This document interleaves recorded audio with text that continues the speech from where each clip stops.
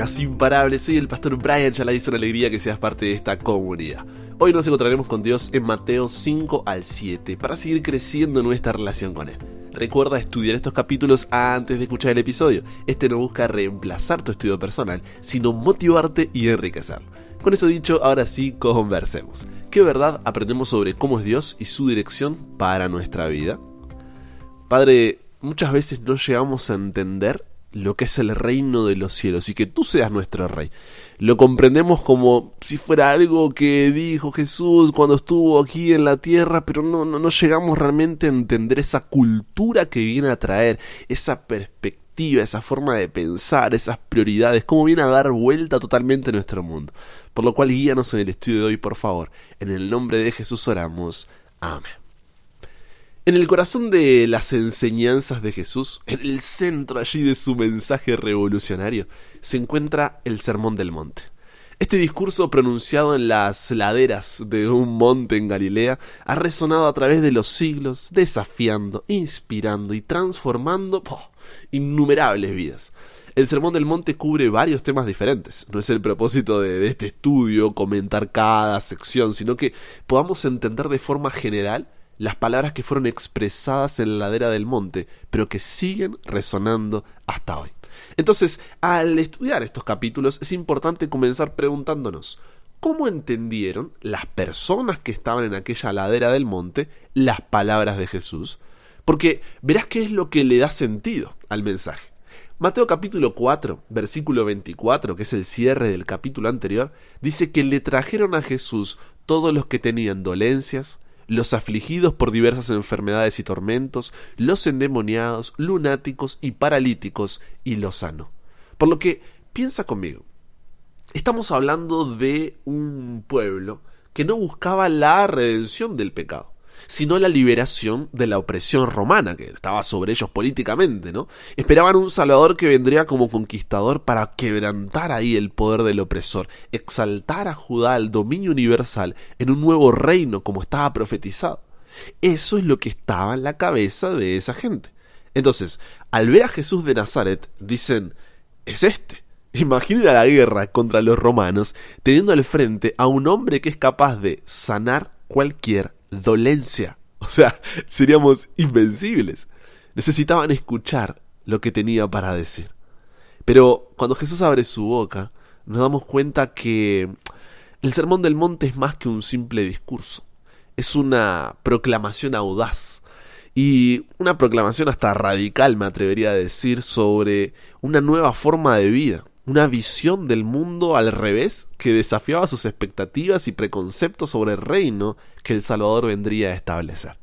Continuando el llamado de Juan el Bautista en Mateo 3:2 de arrepentíos porque el reino de los cielos se ha acercado, el Sermón del Monte es en última instancia una invitación a entrar en el reino de Dios, a vivir como ciudadanos de este reino aquí y ahora. Es una invitación a experimentar la vida en su plenitud, a conocer el amor, la gracia, de una manera profunda, transformadora. No olvidemos que es el propio Dios hablando, el verbo hecho carne. Ahora sí, metiéndonos de lleno en el propio Sermón del Monte, identificamos que está compuesto por tres mayores divisiones. En Mateo 5, 1 al 16, habla de el carácter de los ciudadanos del reino. En Mateo 5, 17 al capítulo 7, versículo 12, habla de los principios en el reino. Y en Mateo capítulo 7, versículos 13 al 27, habla del camino hacia el reino. Exploremos en detalle cada una de estas divisiones. La primera división, en Mateo 5, 1 al 16, nos habla de el carácter de los ciudadanos del reino. Muchos judíos de la época de Jesús creían que simplemente por ser descendientes de Abraham, listo, ya eran salvos y eran más especiales que los gentiles, que eran el grupo de los que no son judíos, cosa que nunca fue así. Esta creencia continuó incluso en los tiempos de Pablo con el establecimiento de la iglesia cristiana. En Romanos capítulo 9, versículo 8, el apóstol confronta esta idea al decir, no todos los descendientes naturales de Abraham son necesariamente hijos de Dios. Jesús entonces dice, el carácter de los ciudadanos del reino que establezco no tiene que ver con algo externo, sino del corazón. Estas cualidades contrastan con las expectativas de la sociedad sobre quién es afortunado o bendecido. Jesús está redefiniendo lo que significa ser bendecido en el reino de Dios. Y estas cualidades son las que deben caracterizar a los ciudadanos de su reino. Jesús enseña que la verdadera felicidad proviene de reconocer nuestra necesidad completa de Dios, en contraste con la sociedad que promueve la autosuficiencia y el poder personal. A diferencia de la sociedad que evita el dolor para buscar la felicidad, Jesús dice que aquellos que se duelen por sus imperfecciones y se aferran a Dios en medio del dolor son verdaderamente felices. En contraposición a la sociedad que promueve la agresividad y la dominación, Jesús destaca la felicidad de los mansos, aquellos que se someten a la voluntad de Dios. Jesús enseña que solo Dios puede satisfacer nuestro corazón, a diferencia de la sociedad que busca la felicidad en riquezas, filosofías, honor, poder. Mientras la sociedad promueve el individualismo y la venganza, Jesús dice que para ser felices debemos ser misericordiosos y considerados con las necesidades y sentimientos de los demás. A diferencia de la sociedad que valora las apariencias externas y el estatus, Jesús dice que son felices quienes, aquellos cuyos motivos son puros y se esfuerzan por la perfección en Dios. Jesús nos llama a ser pacificadores en una sociedad llena de conflictos, instándonos a orar por la paz, trabajar por la paz e involucrarnos en actividades que contribuyan a la paz de la sociedad. A pesar de una sociedad que niega a Dios, Jesús nos dice que podemos ser felices incluso en medio de la persecución, porque tenemos a Él y un propósito mayor que trasciende el aquí y el ahora. Este es un cambio de paradigma, es lo que Jesús plantea en el Sermón del Monte. Y esto, fíjate, no es resultado de nuestro esfuerzo, sino una consecuencia de estar delante del Rey del reino de los cielos. Esto cambia nuestra manera de pensar, nuestra manera de ser. Lo que nosotros tenemos que hacer es tener la disposición de poder someternos a ese Rey, que es nada más y nada menos que Jesús. Cuando esto sucede, así como la sal preserva y da sabor, de manera similar nosotros debemos tener un efecto preservador y enriquecedor en el mundo a nuestro alrededor. Y así como una luz permite a las personas ver, nosotros debemos brillar en este mundo oscuro, para que cuando los otros vean que vivimos con otros principios y valores fundamentales en el amor de Dios, se vean atraídos a este reino y glorifiquen a nuestro Padre que está en los cielos, porque solamente Él podría hacernos vivir en un reino al revés del que nuestra sociedad promueve. La segunda división en Mateo capítulo 5, versículos 17 al capítulo 7, versículo 12, nos habla de la justicia, de los principios del reino. ¿Qué quiere decir esto? En Mateo capítulo 5, versículo 17, Jesús, ¿qué es lo que dice? ¡Ey, cuidado! No malinterpreten la razón por la cual he venido. No vine para anular la ley de Moisés o los escritos de los profetas. Al contrario, vine para cumplir sus propósitos. Y es que los 10 mandamientos y las instrucciones que Dios da son una revelación del amor de Dios que nos atraviesa y nos lleva a amar también al prójimo. Y Jesús es Dios, es la personificación de ese amor, Jesús es la ley. Por otro lado, la ley ceremonial del santuario y sus servicios explicaba la obra de salvación. Él sería el cordero y el sacerdote, todo apuntaba a él. Entonces aquí, ¿qué hace Jesús?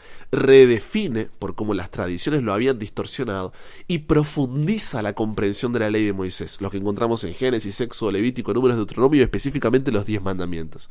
Y lo que hace es llevar más allá de la observancia externa a la transformación interna del corazón y la mente. No es que Jesús dice, bueno, ahora vine yo, no necesitan la ley, no, sino que les voy a mostrar en la vida real qué significa vivir de acuerdo a esa ley, porque al final esa ley lo que hace es revelar mi carácter, lo que hace es revelar mi amor. El Sermón del Monte así nos enseña que la ira y el asesinato va más allá de la acción física. Se encuentran en el conflicto y la discordia con nuestros hermanos. La lujuria y el adulterio no solo ocurren en el acto sexual, sino también en el deseo por alguien que no es nuestro cónyuge. El divorcio y el segundo matrimonio no deben ser decisiones ligeras y solo deben considerarse en casos de infidelidad. Los juramentos vacíos deben ser reemplazados por la honestidad e integridad. La venganza debe dejarse en manos de Dios y debemos amar a nuestros enemigos como Él nos amó primero. Ayudar a los necesitados debe hacerse por amor al prójimo, no por orgullo y para que vean lo que estoy haciendo. La oración debe ser un reconocimiento de nuestra necesidad de Dios y una entrega total, no un acto de aparente religiosidad. El ayuno debe ser una oportunidad para acercarnos más a Dios, no un medio para impresionar a los demás con mira qué cristiano que soy.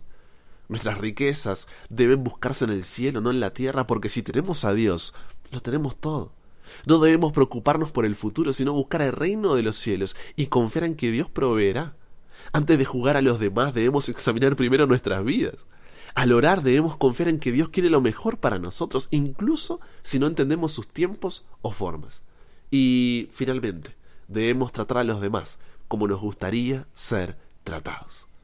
Por lo que, si vemos esta división como un todo, la justicia del reino de Dios significa que el reino de Dios mira más allá de la superficie de nuestras acciones y nos llama a examinar las actitudes y motivaciones de nuestro corazón. Jesús nos llama a una vida de integridad, de amor auténtico, donde nuestras acciones externas son un reflejo de una transformación interna. Muchas veces nos enfocamos solamente en la parte externa, ¿no? Pero Dios dice, no, quiero cambiar tu corazón, y al cambiar tu corazón, tu vida va a cambiar. La justicia del reino de Dios no se trata solo de seguir reglas o evitar ciertos comportamientos. Se trata de una relación viva, dinámica con Dios, que transforma cada aspecto de nuestras vidas.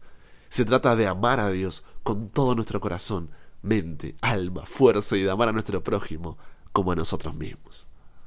Finalmente, la tercera división, en Mateo capítulo 7, versículos 13 al 27, nos habla del camino del reino. Como todo buen sermón, termina con un llamado a la acción. Al entender el carácter de los ciudadanos del reino y la justicia, los principios del mismo, tenemos que elegir entre dos caminos. El primero tiene una puerta ancha, es espacioso, andar por él es mucho más fácil, requiere mucho menos, así como construir una casa sobre la arena. Pero ante la lluvia, ríos y vientos de la vida, nos termina conduciendo a la ruina.